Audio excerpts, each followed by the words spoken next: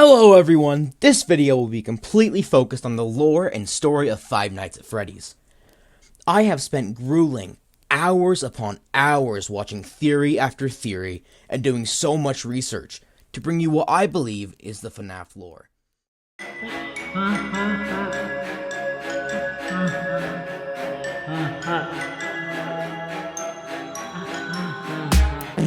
Five Nights at Freddy's.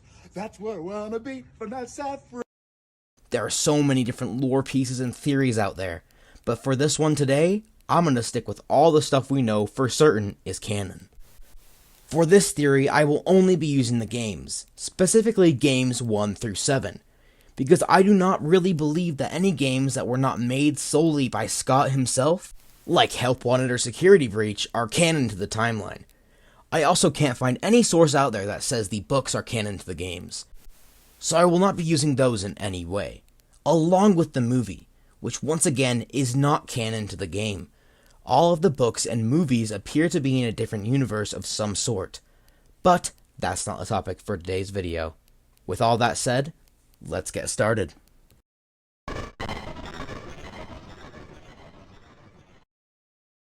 Our story starts off with a man that had a dream, William Afton, and a genius engineer, Henry Emily. With William's ideas and Henry's robotics, they created a franchise, a place for families, with entertainment and food for all.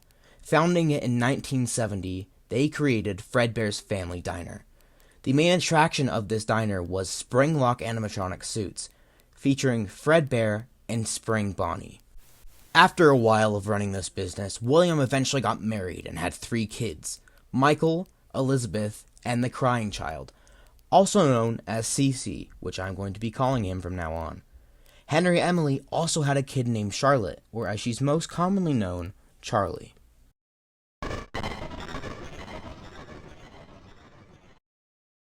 As Fredbear's Family Diner began to grow more popular, gaining more success and money, William and Henry founded Fazbear Entertainment, then opened a new location called Freddy Fazbear's Pizza in 1983, showcasing 4 new characters, also known as the Classics: Freddy Fazbear, Bonnie the Bunny, Chica the Chicken, and Foxy the Pirate.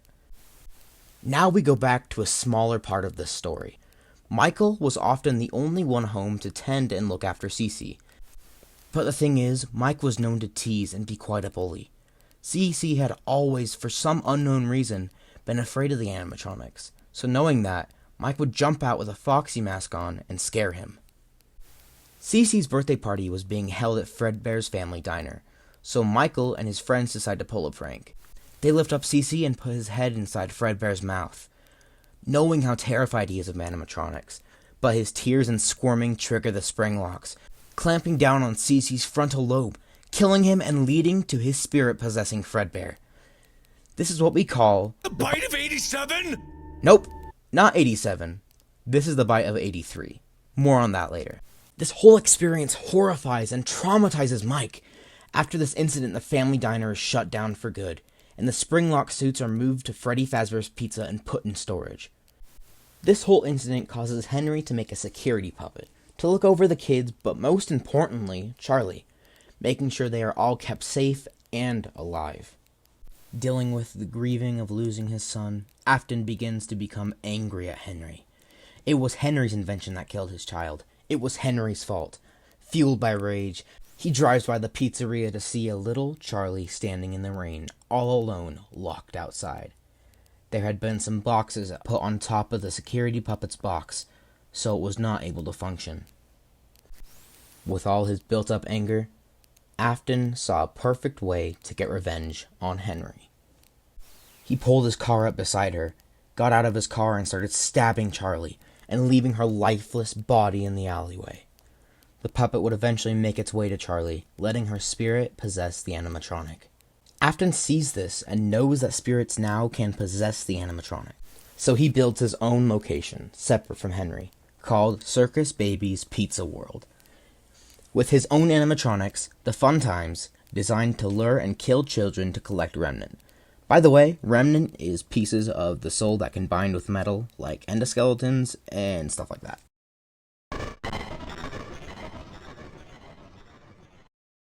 Elizabeth becomes very interested in Circus Baby and how she looks. William has warned her not to go near the animatronic. She usually listens, but this time she got too close. She gets killed, devastated by the loss of a second child. He announced that Circus Baby's Pizza World was closed on opening day due to gas leaks. On June 26, 1985, William lures 5 kids into the back rooms of Freddy Fazbear's Pizza using the spare spring Bonnie suit kept in storage, promising cake and candy, but ultimately murdering these kids and putting their bodies in the animatronics. Gabriel and Freddy, Susie and Chica, Jeremy and Bonnie, Fritz and Foxy, and Cassidy, the one he let himself go on, doing more damage than he had to any of the others. He hid her body in the old Fred suit in the back. Her spirit along with Cece's spirit now possessing the Fredbear suit, also known as Golden Freddy. Not very long after this, the bodies that were in the animatronics started to rot, delivering and putting out very strong and disgusting odors, which would eventually cause this Freddy Fazbear's Pizza to close down for good.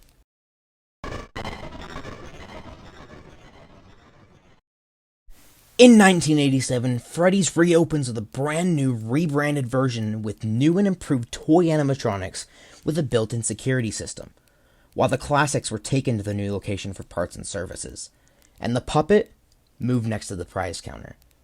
While one of the Funtime Foxy, was moved here and eventually ripped apart by the kids, ultimately turning into what we now know as Mangle. Sometime soon after the opening of this place, William returns again, now using the Fredbear suit, which is possessed by Cece and Cassidy spirits, to capture and kill another 5 kids, who will all eventually possess the toy animatronics. After the possession of the toys, a night guard named Jeremy Fitzgerald is promoted to the day shift for one last birthday party before the closing of this location. During that day, Jeremy is attacked by Mangle, getting his frontal lobe bitten out. Do you have any ibuprofen? I got a headache. Which we call... Was that the bite of 87? Yep, that's right, the bite of 87. After this terrible incident happens, the toy location is shut down and closed for good, along with all the toy animatronics being scrapped.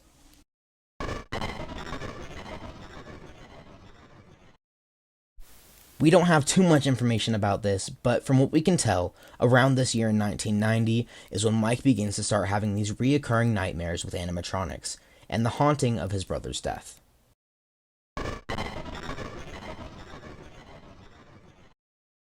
The old Freddy's reopens for one last time, with all the classics returning, and Michael working under the alias Mike Schmidt, trying to uncover and investigate his father, but it seems after 7 days the place shuts down again. Not too long after Freddy's closes, William returns in an attempt to dismantle all of the animatronics, so he can melt the endos into Remnant. When he returns to dismantle the last one, Cassidy, she rebels back with the other ghosts, trapping William in a room, giving him nowhere else to run. But he sees it. He throws on the old worn-out spring Bonnie suit and tries to scare the ghost away. But in doing so, his frantic panic causes the spring locks to malfunction, crushing him inside this suit and letting him bleed out to death.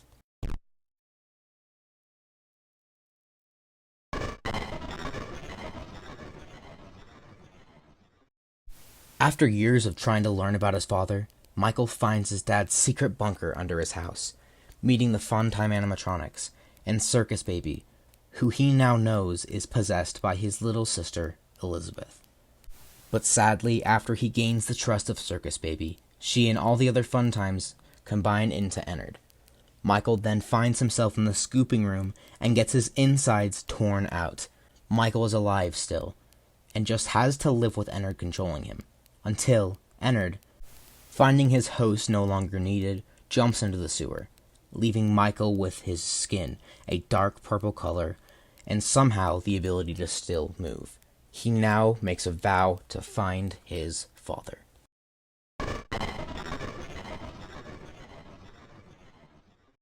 Fast forward about 30 years, the Fazbear Entertainment brand tries to rebrand one more time, trying to make any profit they can. They start a horror attraction, Fazbear Frights, then try to use their past reputation to their own advantage. Once again, Michael works here in search of William, who is now Springtrap, the decayed body of William inside the Springlock bunny suit. After everything, he still lives. At the end of Michael's shift week, he burnt the place to the ground, but his father somehow still surviving on pure will. Not long afterwards, finally having caught a hold of all the terrible things William had been doing over these past decades, Henry decides to make a plan to destroy all of the animatronics, setting their souls free. He would lure all the remaining spirits in their unrecognizable animatronics, and most importantly, William, into the ending of this era, and the final piece of his plan. Mike finds an advertisement online for being the new face of Fazbear Entertainment, owning his own pizzeria. He knew something was up, so he immediately took the opportunity. Starting his new pizzeria, he was tasked with taking in the animatronics found outside and keeping them in the pizzeria, eventually running into his sister and his father, still alive and in front of him.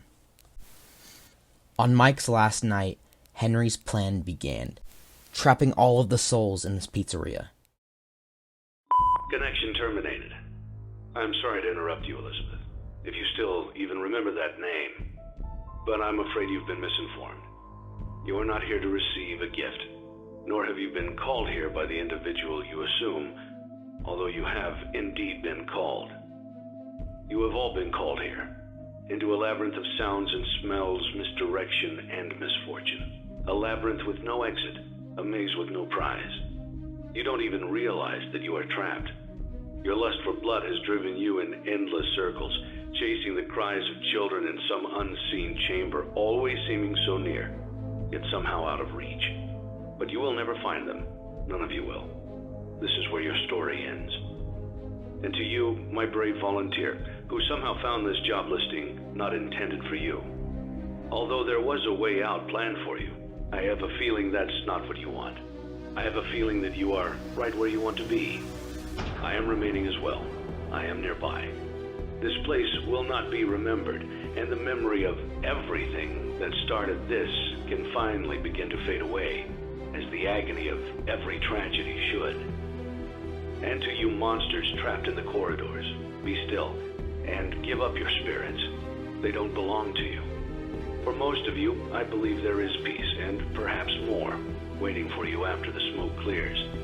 Although for one of you, the darkest pit of hell has opened to swallow you whole, so don't keep the devil waiting, friend. My daughter, if you can hear me, I knew you would return as well. It's in your nature to protect the innocent. I'm sorry that on that day, the day you were shut out and left to die, no one was there to lift you up into their arms, the way you lifted others into yours. And then, what became of you?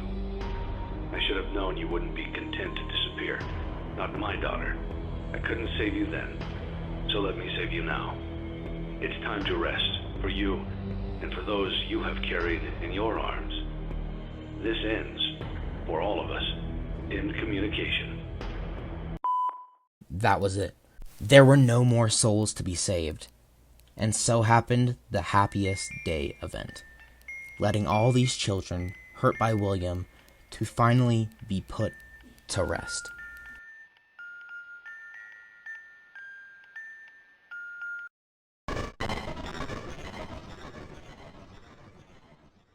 William's soul is dragged down to hell after the events of Pizzeria Simulator.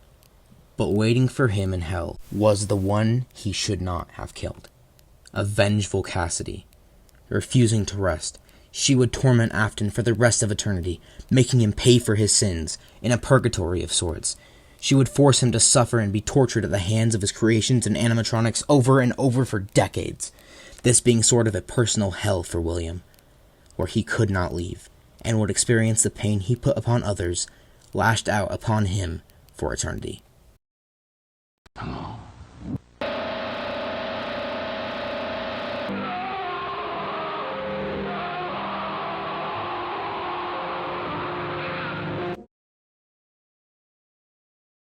Alright, that's the end of today's video. I don't post much, but This is my first long form video I've been animating for quite a while, so yeah, there's that. I'll try to post more shorts, but other than that, subscribe, hit the notification bell so y'all can get notifications whenever I post, and that's all.